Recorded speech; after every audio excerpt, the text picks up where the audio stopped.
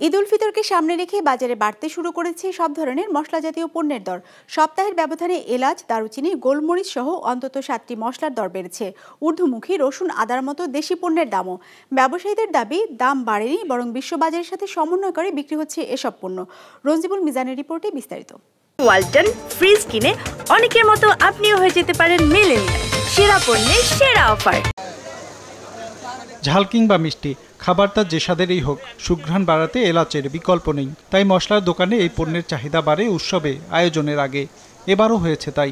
রমজানকে সামনে রেখে বিক্রি বেড়েছে এলাচের, সাথে দামও। সপ্তাহের ব্যবধানে 150 টাকা বেড়ে এলাচের কেজি উঠেছে 2600 টাকায়। এর থেকেও বেশি দামের মশলা আছে বাজারে। জয়ত্রী বিক্রি হচ্ছে 3000 টাকায়। চক বাজারের থেকে আনি, ঠিক আছে। ওনারা আমাদের যে রেট দেয় আমরা ওইটার উপর ডিপেন্ড করে আমরা কেজিতে 20 টাকা 40 টাকা কেজিতে আমরা লাভ করি, 10 টাকা লাভ করি কেজিতে। মশলাটা তো রমজানের আগের থেকে বাড়তি।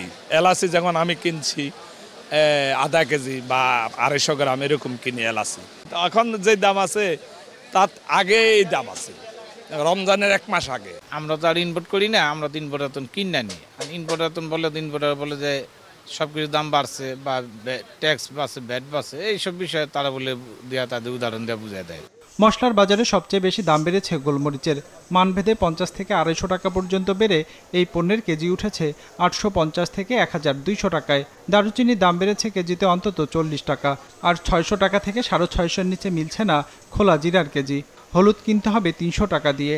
কিশমিশ 550 আর কাজু বাদাম 1150 টাকায়। কোনো দাম বাড়ে নেই। এটা হলো আপনার ন্যাচারাল একটা পদ্ধতি। কখনো আপনার 10 টাকা 20 টাকা 50 টাকা বাড়বে, কখনো 20 টাকা 50 টাকা কমবে। এটা হলো একটা সাধারণ প্রক্রিয়া। এটা হলো কৃষি পণ্য। আপনাকে যখন নাকি এটা দাম মান্ডিতে কমে যাবে, এখানেও কমে যাবে সাথে সাথে। মান্ডিতে বাড়ার সাথে সাথে এখানে বাড়ে যাবে। এটা হলো বিশ্ববাজারের সাথে আপনার সম্পৃক্ত। সপ্তাহের ব্যবধানে দেশি রসুনের দাম কেজিতে বেড়েছে 30 থেকে 40 টাকা। আমদানি করাটি 20 টাকা বেড়ে পৌঁছে গেছে 200 টাকায়। তবে আদার দর স্থির প্রায় মাসখানেক ধরে। আর পেঁয়াজের দাম কমেছে 15 টাকার মতো সপ্তাহের ব্যবধানে।